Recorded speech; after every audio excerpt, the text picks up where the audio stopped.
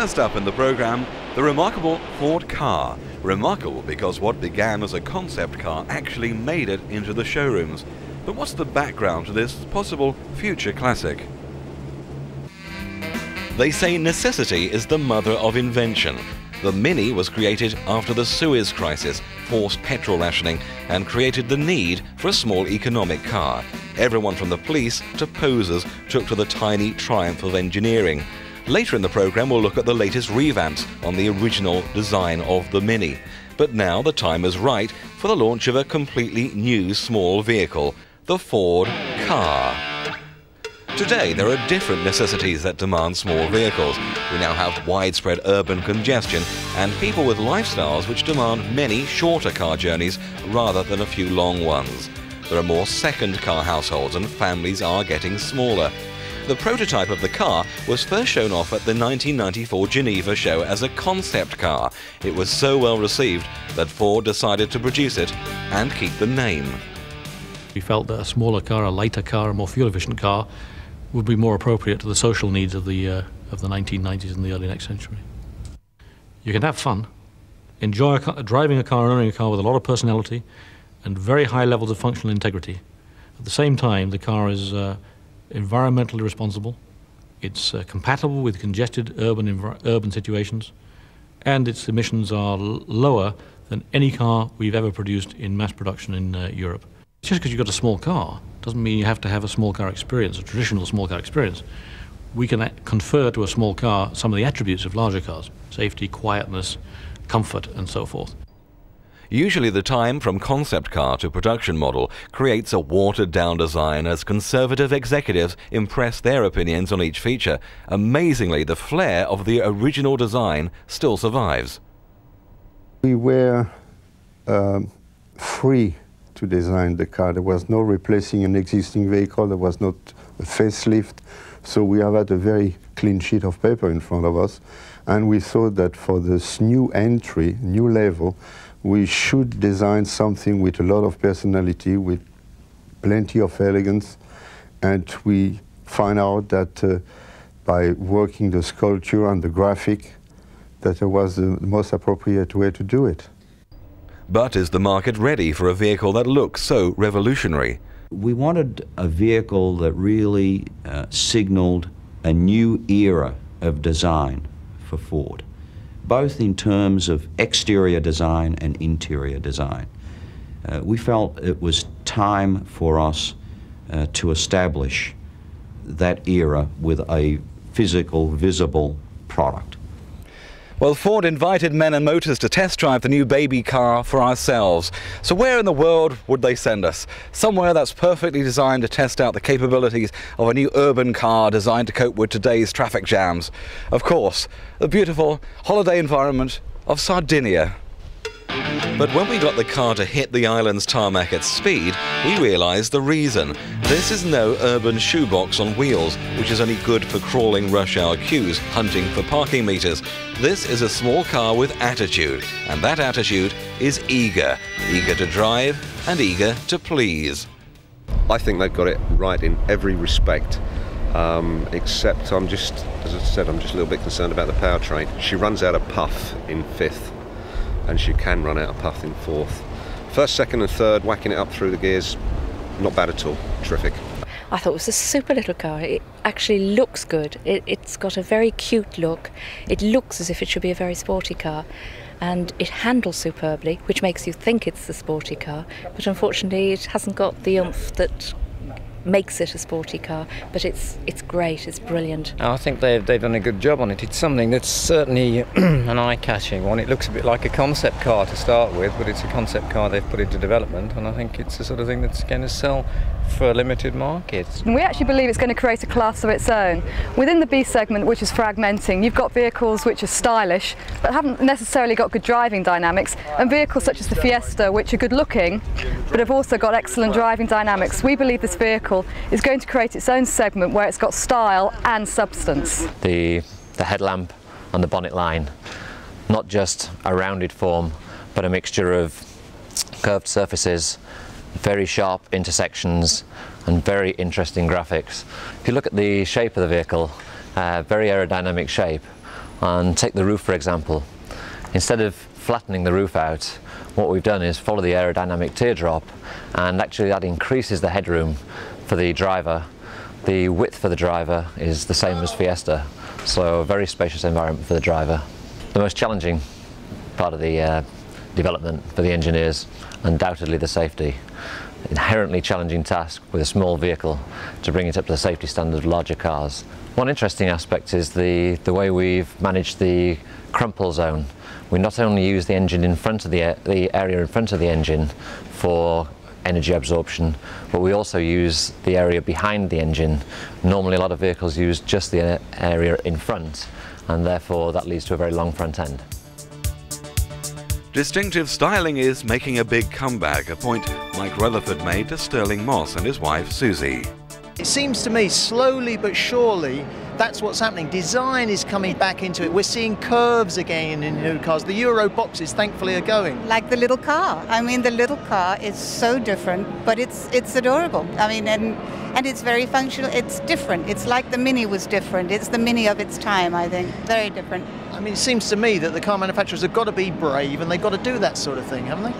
Yeah, but I would never have thought that Ford would do it. To me, Ford have always been a good cars, the best value and all that sort of, but to bring out something with so many curves and so that it's so different was remarkable, but very clever ergonomically. I mean, there are places and spaces for everything. Very clever. Great dashboard, great interior as well. Oh yeah, absolutely terrific.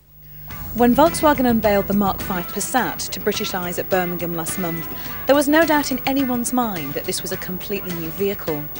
Gone with the boxy and inspiring looks of the Mark IV, replaced instead by smooth, curvy styling. The new vehicle has a completely new body shell, a new floor pan, new engine range, even a new interior. In fact, the only thing that remains to connect it with the Mark IV is the name, Passat. So why not change the name on this completely revised model? There's always two arguments to this. If you start with the new name, not only do you have to get the name across, but then you have to show what profile that name is actually going to have, where that product's going to sit in the marketplace. It is our opinion that Passat has a good name over here. It has a very good name in Europe. Therefore, to change the profile of the vehicle is actually easier than trying to establish it and then change the profile. If you go back 4 or 5 years, the brand was very strong on golf. We saw 2 years ago we introduced new Polo. That gave us the second leg of the brand. So we were then playing with 2 large volumes in 2 different segments. Passat gives us the third leg, puts us into the upper medium segment, which puts the whole brand in a much stronger position where we have 3 cars now, all playing in different segments of the marketplace. Left-hand drive models are on sale in Europe now, but production of the right-hand drive models have hit a few snags, so it's going to be early next year before you'll be able to drive away a new Passat from your local showroom. Still, they do say that all good things come to those who wait, don't they? Yes, there will be some waiting, but to a certain extent, some waiting is not a bad thing. It means that the car can then be built to the customer's order rather than the customer wanting a red one but have to take a green one and they're not actually 100% happy. It's better to build the car to the customer specification, and then they're much happier, and they're much happier with us and the dealer as well. Now, one thing that Volkswagen have put a lot of research into and spent a lot of money on is cup holder technology. This elegantly designed dual can system slides out, forming a semicircle around the gear lever. Now, the SE, the Sport and the V6 models have an additional pair for the rear seat passengers too, just so they don't feel left out. Now, Volkswagen really have taken this class thing to the extreme. Look at that, no flicking back, a nice smooth movement. And take a look at the ashtray. Damped and very slick. The smooth curving lines of this well-appointed and extremely clear and user-friendly dashboard are set off by this 3-spoke steering wheel. But you know, I can't help thinking it should have an Audi badge in the middle. The great mystery is how on earth this car can have the features and the feel of many executive cars, yet have a starting price of just under £14,000. It's what we call the effect that Dr. Lopez has had on purchasing back in Wolfsburg, where they've managed to bring down their purchase costs and actual build costs of cars. It's also this idea of now using common components right through all 4 brands that are owned by Volkswagen. It doesn't mean that the brands are the same. It's using a library of parts, and each engineering team create their own car from those library of parts, i.e. gearboxes, engines, floor pans, etc. And this again helps to bring costs down. And Volkswagen in Germany sees that there is a big potential in the UK market, and they see that there is a big potential within the fleet market. So here we have a vehicle that has to compete with its competitors. This car certainly does have power and an awful lot of refinement. But for the real speed freaks amongst you, you can look forward to getting behind the wheel of the V6. 2.8 litre, 30 valve with permanent 4-wheel drive, which will be hitting the streets next spring. A big Passat criticism in the past was the gears. They were really notchy and quite difficult to get in. Well, that's not the case this time. They're absolutely smooth as anything. One feature that's available on the Passats is an optional extra at around £1,500 if you're feeling like you really want to splash out, is a great navigation system. Now, we saw something like it a couple of weeks ago when we did the NEC special in the new Ford Mondeo. The great thing about this one though is that whereas the Ford Mondeo's panel was situated down near the gears, which you had to look down to all the time, on the Passat it's right in front of you on this fabulous little dashboard. And you can get your directions just from looking straight ahead. So let's give it a go. I don't know Newcastle that well. I'm getting a bit lost. Let's see if it works. Your position is located outside of the digitized road network. Well, that's typical. They haven't mapped Newcastle yet, which hopefully should be addressed by the end of next year for those people that are interested. Have you wondered why it's that rather authoritarian female voice? It sounds like a school teacher or a nanny, doesn't it? I mean, I know some of you out there would rather have a breathy young female saying, go straight ahead and don't stop, but somehow I think it might take your mind off your driving.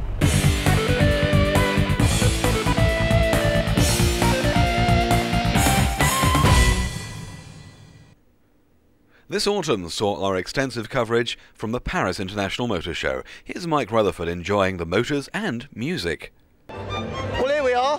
The High Tack Award of the Paris Motor Show goes first to Lada's Bigfoot Neva 4-wheel drive vehicle, but also to the musicians on stage here. I don't know where these guys are from, but we've got old Tophole here on violin and Eric Clapton on guitar, and we got Sting on bass, and I think that's Russ Conway playing the squeeze box.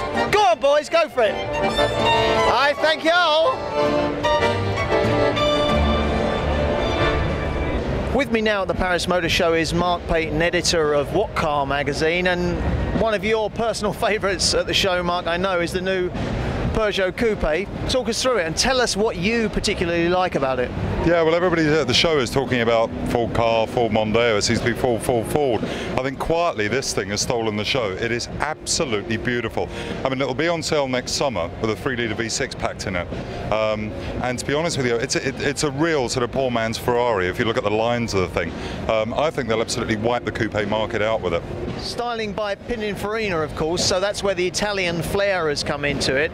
But I mean, it is staggeringly good looking, isn't it? And it's come at a time when Nissan are claiming, at least, that the new Primera, the very, very boring looking, it has to be said, new Primera, is beating the 406 in terms of handling and ride and driver appeal.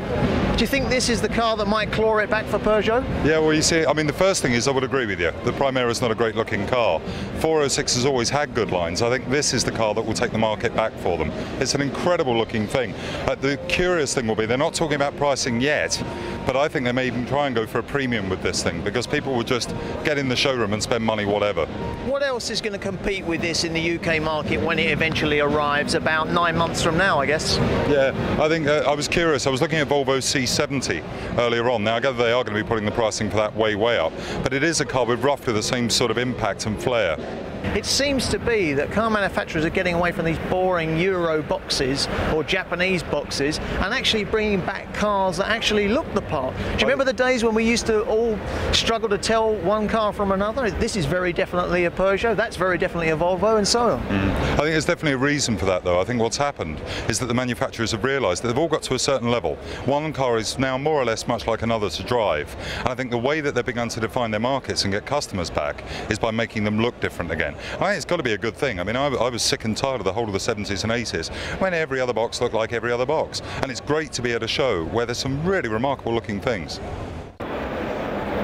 Well, this is the most hyped car of the year, the new British-built Nissan Primera, which has been launched with a £15 million budget behind it. Our very own and our very lovely Ginny Buckley has been driving it. The advertising strapline for the new Nissan Primera is, "It's a driver's car, so drive it." Blatant, direct, and a far cry from the bewildering slogan Nissan used in their Almira launch ads. In this case, Nissan desperately wants you to drive the new Primera, because although it looks very similar to the old, virtually every element of the car has been improved, and only by getting in it and taking it for a spin would you realise this. It's bigger, safer, more ergonomic, and with handling that makes it a joy to drive. You're looking at a car which should be taken very seriously indeed.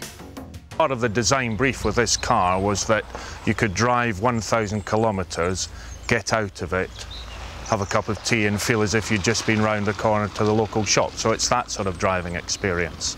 In terms of the research, we've researched in terms of colour and trim, looking at more modern trends, moving away from many of the whites, the greys, the blues, and you see behind me one of our grabber colours, bronze, which we think will also attract people. Internally, we've spent a lot of time looking at the way the fascia's laid out to make it more like a cockpit feel, as if you were flying a 737, something like that. So that'll also appeal to many of the people who are going to drive the car. The research showed us a lot of interesting facts, things that European customers find important. For instance, on the old Primera we had an internal boot release. On the new Primera we have a release with a button in the tailgate. And we found that was particularly important for people with supermarket trolleys as they approach cars. We actually spent an awful lot of time in car parks, at supermarkets or at railway stations or at airports, actually watching what people did and then interviewing people and finding what kind of loads went into the vehicle. The handling clearly is the most important facet of the car. And there are other interesting facets. For instance, the security is quite superb. We have a professional thief. He's actually an engineer that spent an awful lot of time training on how to steal cars, and we believe we've got a class-leading car from a security angle. The headlamps in particular we did an awful lot of work on. Actually we deliver 70% more light than the previous vehicle by using a complex surface reflector. The new Primera has a completely revised chassis with all multi-link suspension, including Nissan's multi-link EAM system at the rear, as found in the QX and Skyline. It has more interior space, particularly in the rear seats, more luggage space and improved luggage access. It's the most important new car that Nissan will launch in Europe before the turn of the century, and it will compete in the highly competitive D segment of the market. As the new Primera starts to roll off the production lines in Sunderland, Nissan UK's manufacturing operation celebrates its 12th birthday. Since Mrs. Thatcher opened the plant in 1986, Nissan has built 3 major models, including the Micra and the original Primera. The Sunderland plant has won many awards, including 3 successive Queen's Awards for Export Achievement, and it now employs over 4,000 people. Nissan is now Britain's biggest car exporter, building for 36 world markets. Nissan is putting a lot into the marketing of this new Primera to ensure that the mistakes of the original model's launch are not repeated. Now we're about to make some TV and motor industry history now. This is the business card. I'm not holding that business card up for too long because I don't want girls around his house. Peter Stevens, Britain's #1 car designer. We're putting him on the spot. On the back of your business card, Peter, we want you to design us in 30 seconds, 1 minute, a new car. And then maybe we can even guess what that car is afterwards. Yeah, since you've asked, we're doing something that's got a very strong little character line off the windscreen. It's got a fat little bottom there, you know. It's got lots of glass, you know. It'll have a little smiley face like this. Big simple door here. Little window at the back. Probably fairly small wheels, but the important thing is, since it's a suggestion for a new Mini, it's got a very strong character line down to the wheel, and it has got this little round bottom with little round lights and little smiley lights at the front as well.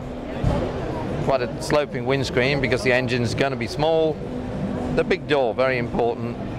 Big door handle, you know. Here we go. Good. Yeah, and it might be that it could be something like that. And you couldn't hold that up to the camera. Well, first of all, Peter, you've got to sign that for us so that we know it's your work. Okay. Wonderful. Yep. That's it. Oh, hang on. He's a little bit of improvisation there. Yeah, just so we know there's a seat in it. But it's a little round, jolly car. Little smiley face, perhaps, on there. You know. But the round bum and the strong character lines, those two are the things that our Mini like. Yep. And so, hang on. I shall never work again. Well, let's hold this up to the camera and just show the world now that this is like watching the equivalent of Picasso doing a painting before your very eyes, and there it is.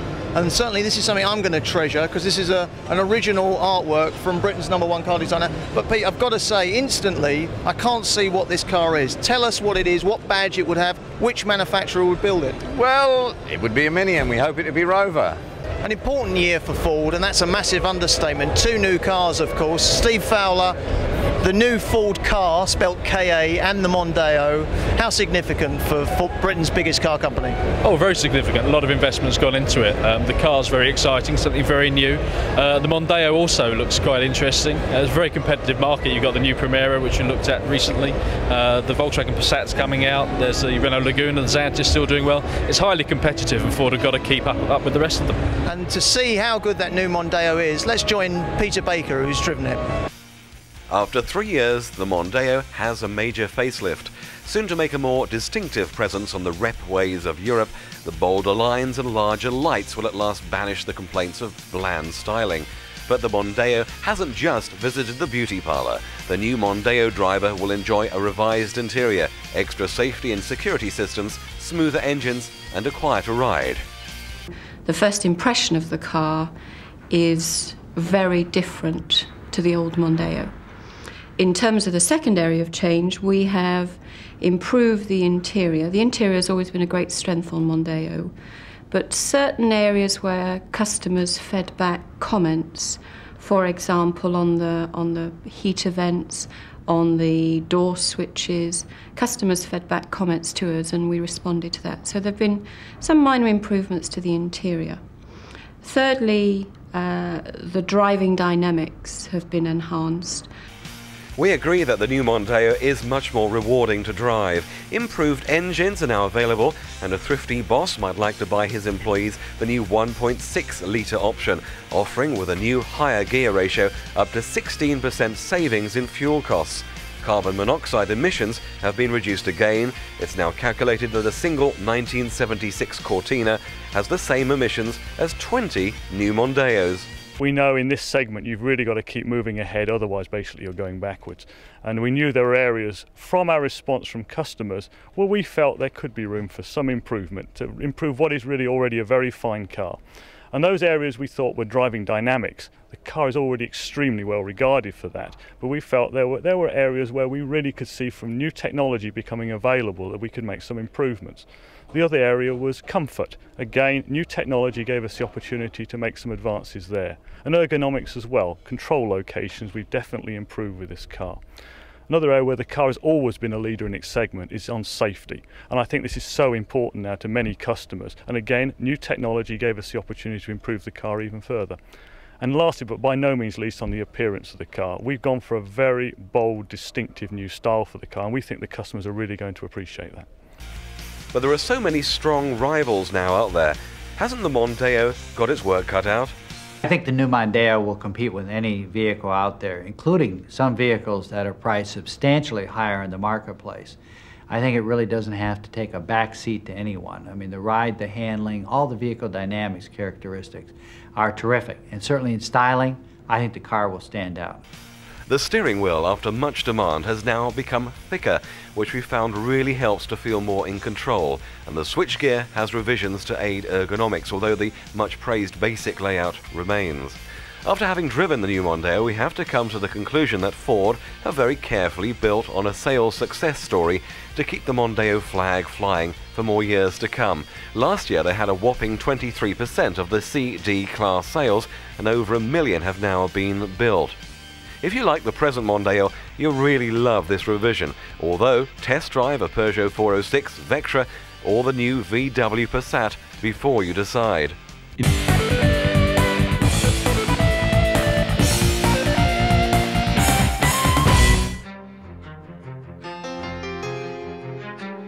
Next time you park, don't just dash for the shops. Stop. Take a good look round and count the hatchbacks. We love them. For singles, couples and small families, they're an ideal mix of fun and practicality, and the hot hatch in particular remains quite a status symbol. Now take a careful look at this small car. Definitely an Audi from the front, something smart from the side and an Audi Avant from the back. Put it all together and it's the new Audi A3 1.8 Sport. Audis are already popular with British executives, those who like their technology sleek, modern and understated. So you can see the very niche the A3 was designed to create and fill within the hatchback segment. Audi hopes that by offering a smaller car with all the prestige of its larger models, it can shake plenty of cash out of this part of the market. So let's have one on the drive. This costs nearly £17,000, which is £400 more than a BMW Ti Compact. However, the A3s start at £14,000 for a basic 1.6 and go right up to £18,000 for the Turbo Sport. Key in, past Audi's latest security system, with which you get a choice. You can program the central locking 3 different ways. Either open the driver's door and the fuel cap, or add the boot, or open everything. The interior is quietly restrained apart from the upholstery, but it is all very well planned and there's concealed storage space everywhere. And I mean everywhere. The driver's seat and the wheel are both fully adjustable to give a spot-on driving position. 2 features I particularly like. There's real headroom carved into the roof and a seat that goes back to precisely where you set it. Cleverly, the designers have pushed the wheels right out to the sides, which has several benefits, the most practical of which is that the luggage space is maximised.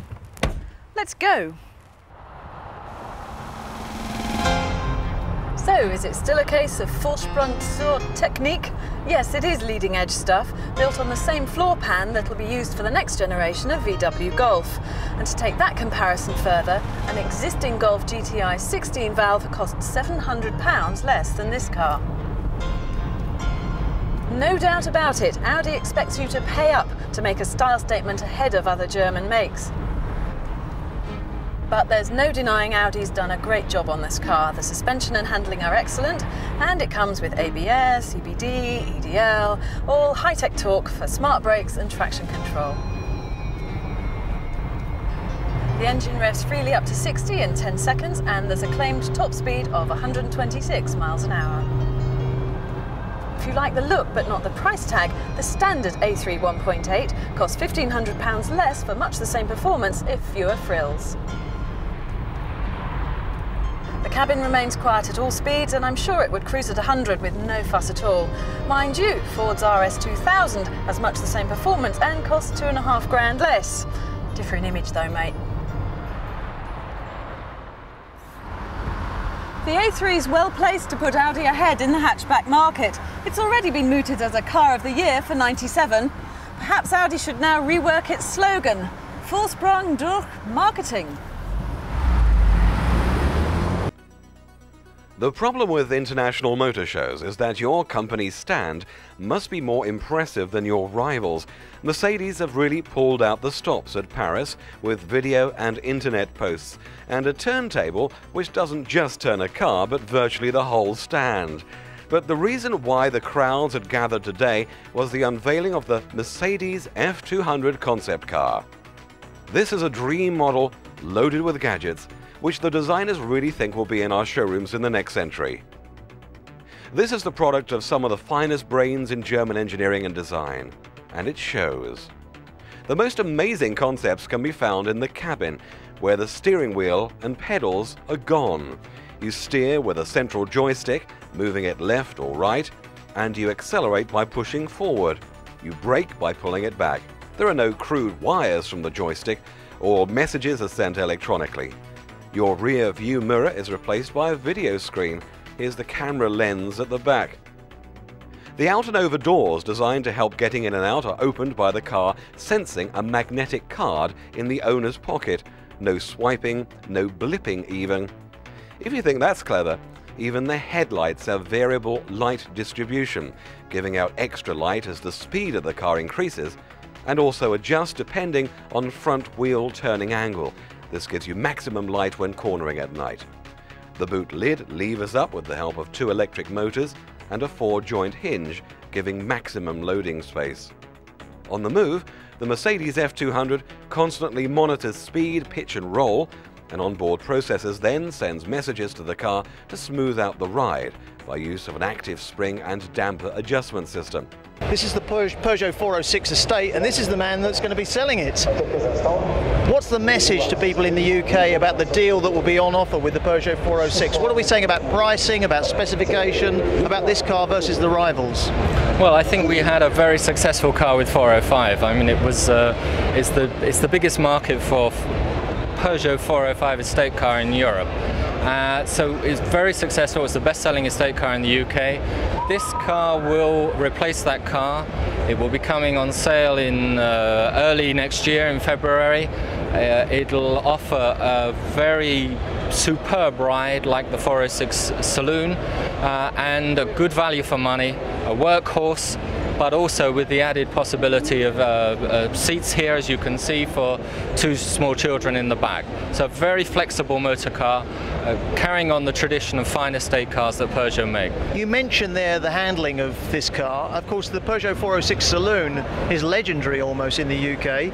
I mean, it's been acclaimed by journalists and the public everywhere as being a great driver's car. Are you sure you can transfer that driving pleasure onto a wagon like this? Yes, I think we can. We did so in the 405, and I think we've done it even better on this car. I've driven this car and it's absolutely superb on the road. It's interesting that you mentioned the 2 seats in the rear, because this seems to me like a people carrier that actually looks like a car, unlike a lot of the people carriers that look like vans. Why would anybody buy a van like Peugeot people carrier when they can buy a car like Peugeot people carrier that can accommodate just as many people almost? Well, I think it's a question of flexibility. It's a question of what people want their vehicles for. The 806 has got, as most people carriers, got the opportunity of complete flexibility from 3 people up to 8 people. This has flexibility from 2 people in the front to 6 people in total, but usually 2 smaller children in the back. Well, one of the moodiest, meanest, maddest geezers in the motor industry is one Jacques Calvet, the boss of Peugeot Citroën in France, one of France's biggest corporations. Jacques Calvet doesn't give interviews. He certainly doesn't give interviews in English, but he does to us. Monsieur Calvet, one question please, one simple question in English maybe. Your opinion of the Japanese and the Korean car manufacturers in Europe? I believe that the situation is relatively different between the Japanese ones and the Koreans.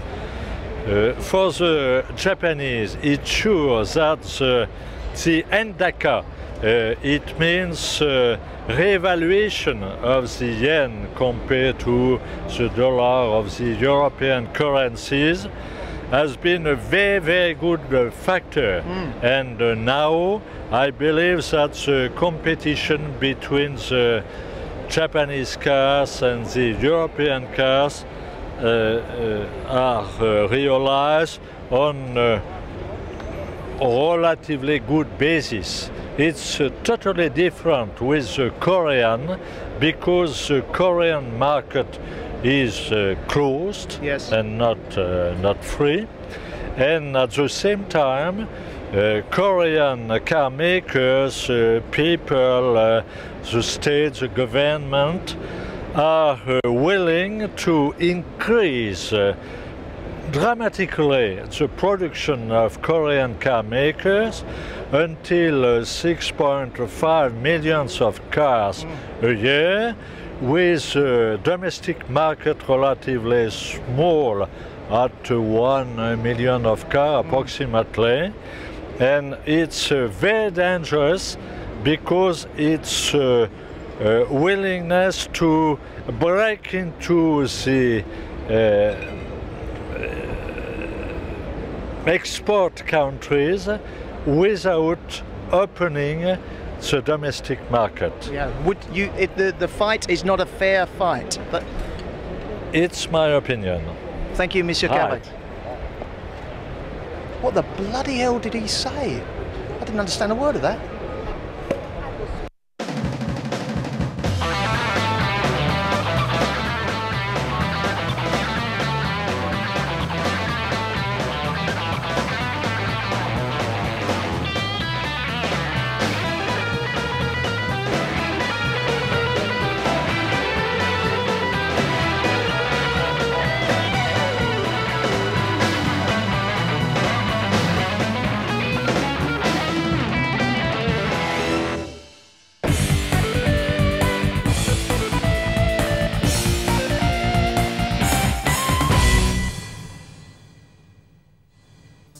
Earlier we looked at the new Ford car. Will it take off as successfully as the Mini did in the 60s? The Mini is of course still with us and has been revamped for 1997.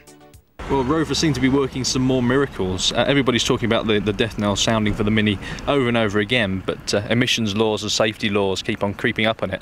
And Rover just seemed to be keeping it ahead of the game. They've done it again. They fitted airbags and side impact beams to the car to keep it alive for a few more years. I mean, 40 years, and almost 40 years, it's still going strong. That's an amazing track record. You've driven a lot of cars in your job with What Car magazine. What's the appeal of the Mini? It's all about character these days, really. There's nothing else like it. There probably won't be anything quite like it, although there is supposed to be a new Mini coming out around the year 2000. And it is a design icon. That's what it is these days. So what have they done with the range here today? We seem to have everything from the very basic original through to some fabulous looking Mini Coopers. Where are they taking it? Well, they're really making it into a cult car, which is the way it was heading anyway. So now what you've got is just two cars, two platforms on which you can base your ideas and personalise it to your own taste. So you've got either the Cooper, which we're standing with here, or the basic 1.3 car, and you can specify all sorts of options: leather seats, and various stripes and decals down the side, and alloy wheels and sports kits. So you can really personalise your Mini these days. Well, let's see how it's evolved over the last 40 years. Why don't we take one for a drive and see how it compares on the road with the 90s?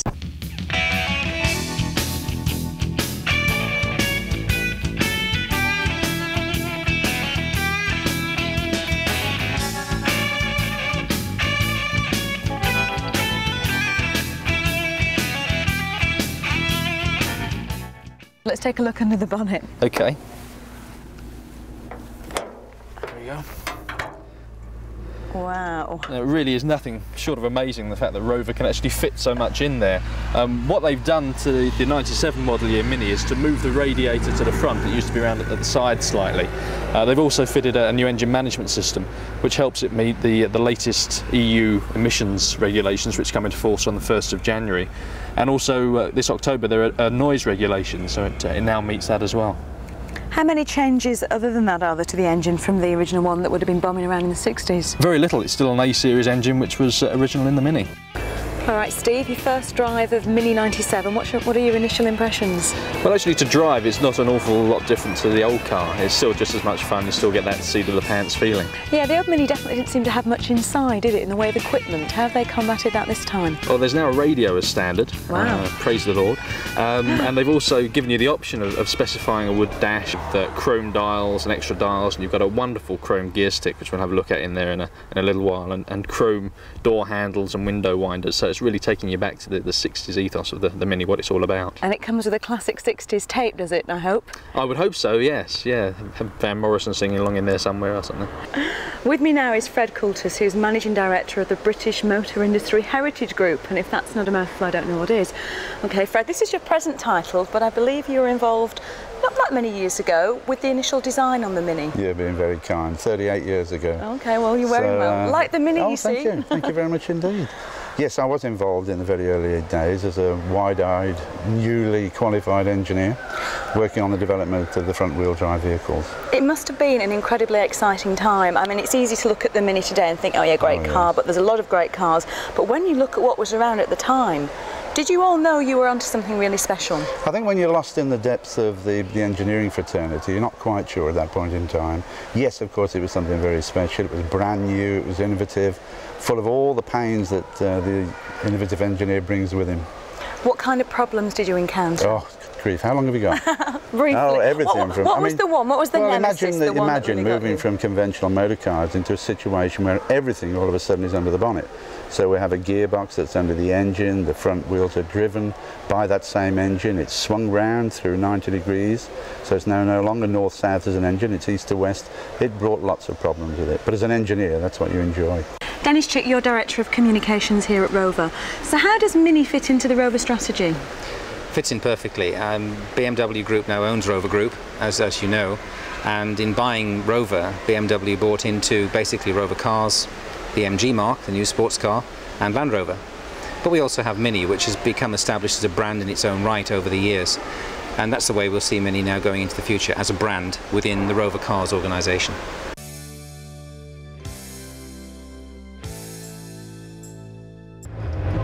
We're here at the Audi stand now, and of course Audi have recently launched the A3, which is a fierce competitor for the BMW compacts. How do the two cars compare? I think the big difference is that the A3 is a unique car for Audi off its own separate platform, where the 3 Series Compact is a shortened version of the 3 Series. So they are quite different, and we believe obviously the Audi's got a competitive advantage by being a unique car. Buying a car maybe is a part rational, part emotional. If you take the emotional aspect, it's like going out and choosing a new set of clothes. You either like the style or you don't. Once you've got past that, you try it on. Does it make you feel good? And we find that more and more people are feeling good wearing an Audi. It's an intelligent alternative to the other premium cars. Statement in understatement, we would call it, with Audi. The great thing about motor shows, of course, international motor shows, is that there's loads of exotic dishes like this Detroit chili cheese on the Chrysler stand, Chrysler being an American company, of course. So I think I'll try a starter here and then go off somewhere else for my main course. And so I'm not quite sure if I'm on the main course or the starters, you know, but having had me American starter, I'm now on the BMW stand, where I'm going to tuck into, well, I guess this is my second starter, and we're talking disgusting French oysters.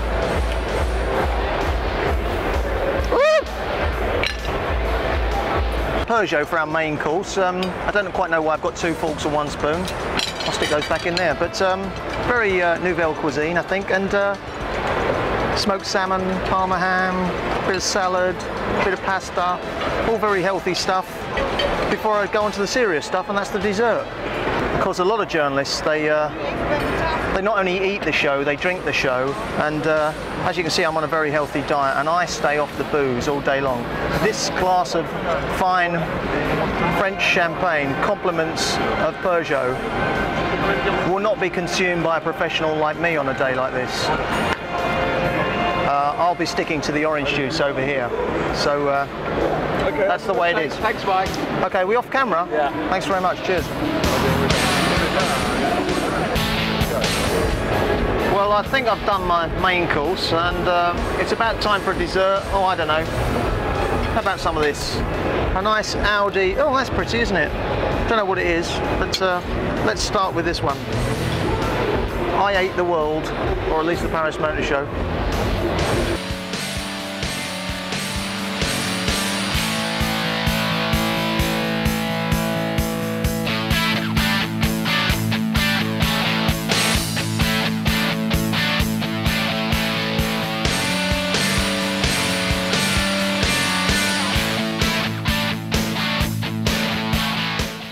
You would think, wouldn't you, that those style gurus at Fiat would employ an Italian designer to head up their styling studio, but in fact they employ an American who's with us now, Pete Davis. You're to blame for all this. Talk us through it. I'm going to jail soon.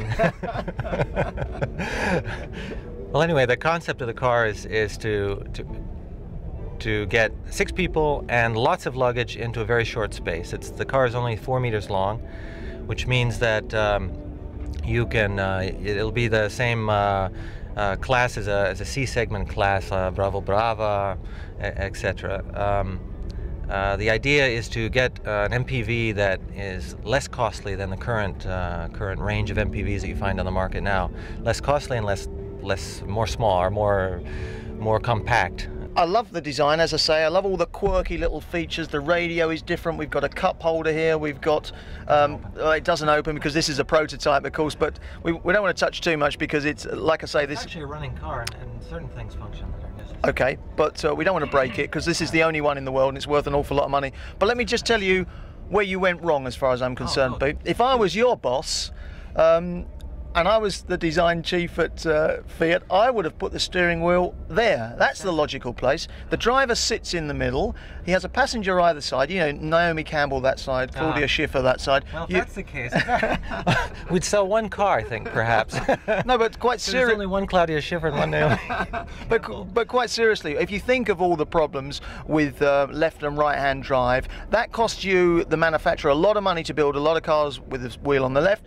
Cars for Japan and Britain and 1 or 2 other markets in the world with the steering wheel on the right. Stick the steering wheel in the middle. You cut down your production costs. That means that the end consumer saves because you pass on those cost savings. But the greatest asset is that it's much safer. The world is getting smaller, certainly Europe's getting smaller. It means that people can come over from the UK and they don't have this nonsense of driving a left-hand drive car on the right-hand side of the road or vice versa. The wheel is in the middle, just like on a McLaren F1. This car is built for it. There's the instrumentation virtually in the right place. So why not? Can I speak now? Go on.